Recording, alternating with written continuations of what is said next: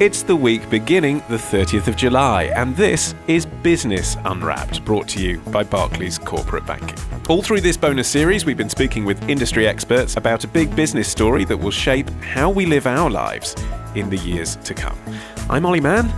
Let's unwrap the business week.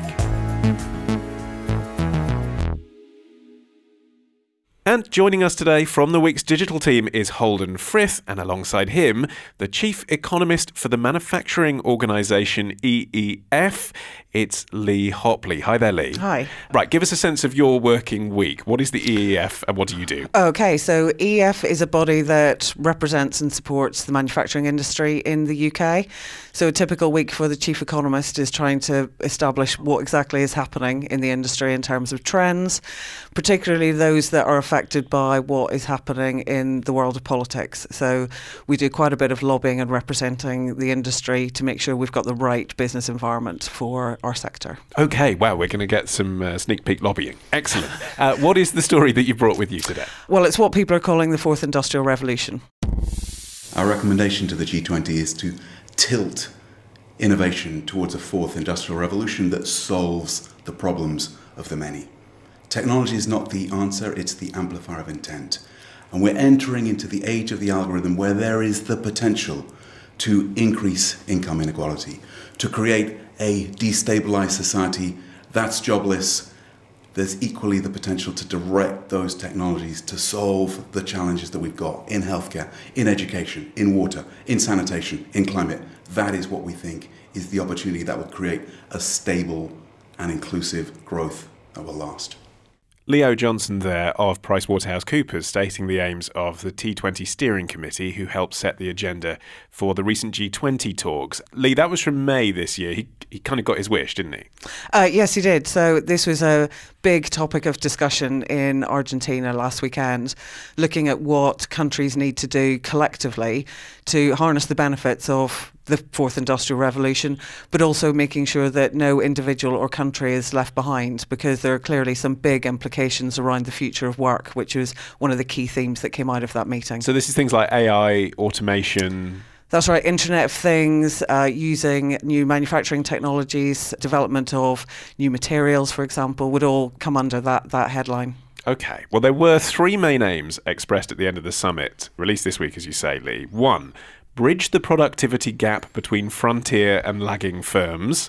Two, close the technological divide between advanced and emerging market economies. And three, expand the technological frontier.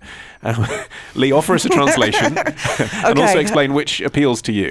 Actually, all of those appeal to me from an industry perspective, and those are all kind of really big, bold ambitions. So it's making sure that the developed world in particular has had a productivity problem since the financial crisis, and that's been really evident in the UK. So lots of politicians have talked about our kind of weak living standards, and a lot of that you can trace back to the fact that we haven't been improving productivity. These new technologies offer the potential for a bit of a transformation on that front, not in the short term, but over several decades. We've got issues with a kind of long tail of underperforming companies, potentially countries as well, but also we've got to make sure that the big early adopters right at the frontier don't get complacent on our kind of charging ahead, developing and adopting some of these new technologies. So it's quite an exciting, but potentially some people could feel a little bit threatened by what some of these technologies might mean in terms of their future employment prospects, their ability to kind of wage bargain, for example. But all of these are things that need to be looked at in the round. And in terms, Lee, of closing the divide between the West and developing nations, it's one thing to have an aim to do that. How do you actually even start going about it? We've got to look at this in a number of ways. So the first is the way in which countries will collaborate on developing some of these new technologies and what it might mean for specialisation in industries. So the way in which we trade goods and services today, how that's going to transform over the next 20, 30, 50 years is going to look quite different. And that will require, perhaps different institutions to manage those relationships.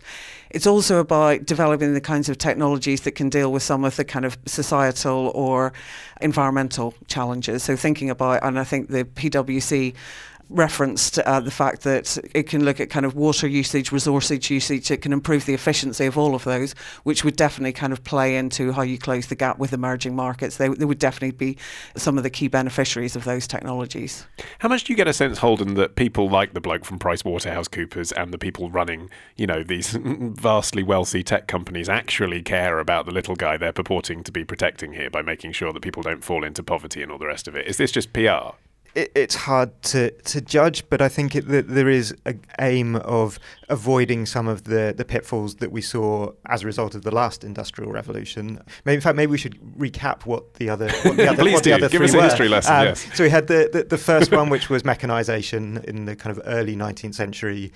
That then led to the second industrial revolution at the end of the 19th century, beginning of the 20th, when you had electricity and oil, which again transformed the way we work, the way we produce things. And then the third was 60s, 70s and onwards of microprocessors, computing, telecommunications. Picking that most recent one, you clearly saw huge benefits, and I think the verdict is clear that created more jobs than it destroyed. But the jobs that were lost were often lost in specific geographic locations. So if you had a town that depended on one big factory, one mine, you might get a lot of the disadvantages there, and perhaps the benefits were concentrated elsewhere.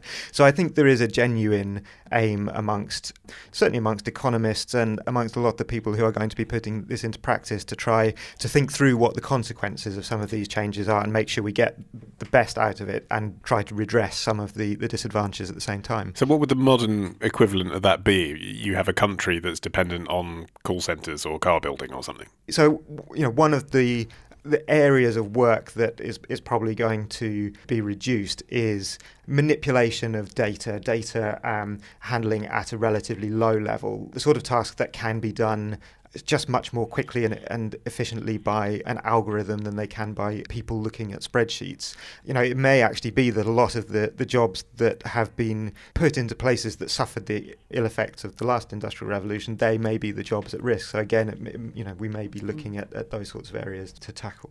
And obviously, Lee, working on this kind of transnational basis is the way to try and get something in something moving, because it is an international issue, this.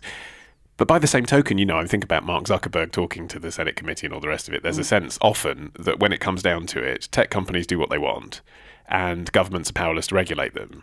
So will this stuff actually work, or will the companies involved just do what they want anyway? I think we have to look at the fourth industrial revolution as being bigger than Facebook. This is going to transform lots of different industries. So, you talked about major automotive manufacturers, so different forms of transportation. Traditional manufacturing is going to be brought in and brought forward through the fourth industrial revolution. So this is the people who make the tarmac for the roads, it's everything. It literally, the construction industry, for example, there will be 4IR and kind of data techniques which will kind of improve the functioning of buildings and potentially local areas and cities even. This is much bigger than the traditional tech companies that we think of today. And it's not just about global regulation. It is about thinking about how we kind of harness collective brain power and innovation to make sure that we're advancing these technologies in a way that's productive and kind of socially fair. Are there issues around people's rights and safety with such a rapid change in infrastructure, if it's going to literally affect everything? Do you think that element of stuff, the other stuff that one thinks of with the last industrial revolutions, do you think that stuff's being thought of? No, I think actually you look at some of the ways in which these technologies are being used today in factories, it's actually improving safety. So you can use things like augmented reality or virtual reality to kind of redesign spaces and production flows to kind of improve individual safety, for example. So is kind of one application where there's a benefit from it. I think some of the risks are, we've kind of touched on the kind of skills and human capital aspect of that moving forward. I think there's also some lesser known potential risks, particularly on the environmental side. While at the end of the day this could be really good for resource efficiency, we think about upcoming technologies like NFC tags. So these are little computerized tags which you can put on products to track them through the supply chain, provide information to make sure they're not counterfeit or tax has been paid. But these could potentially be kind of the new plastic straws. You know, if we don't think about making these recyclable from the beginning, we could be sort of swimming in these in 20, 30 years' time. So this is a kind of something that we need to capture right at the beginning of this journey. I took a holiday in Bulgaria a couple of years ago, just a long weekend, beach break, and I was astonished how fast the broadband was. And I remember having a chat with some people that were there, Bulgarians, and they basically said, we didn't have telephones in the communist era, like we didn't have mobile phones, mobile telephony. So our technology skipped from landlines to superfast broadband. We didn't have to go through that awkward phase in the middle where everyone had dial-up internet because we weren't allowed it. And actually, that's been a benefit now to their economy, they were telling me. Yeah, lucky them. Lucky them. Yeah. So there's a natural inequality with some of these innovations, isn't there? Is it necessarily helpful to bring everyone up to the same speed, or might some countries benefit by embracing this stuff, becoming the first, becoming the frontier, rather than addressing a balance between frontier and lagging countries? Potentially, and I think inevitably there are going to be countries that are more advanced on this. I mean, we're seeing, it was Japan traditionally, wasn't it? Yeah, we're seeing this already. So you've got, you know, the kind of concept of Industry 4 in Germany is something that's been knocking around for quite a long time, and the kind of fourth industrial revolution concept just doesn't seem to have the same kind of traction in the UK yet.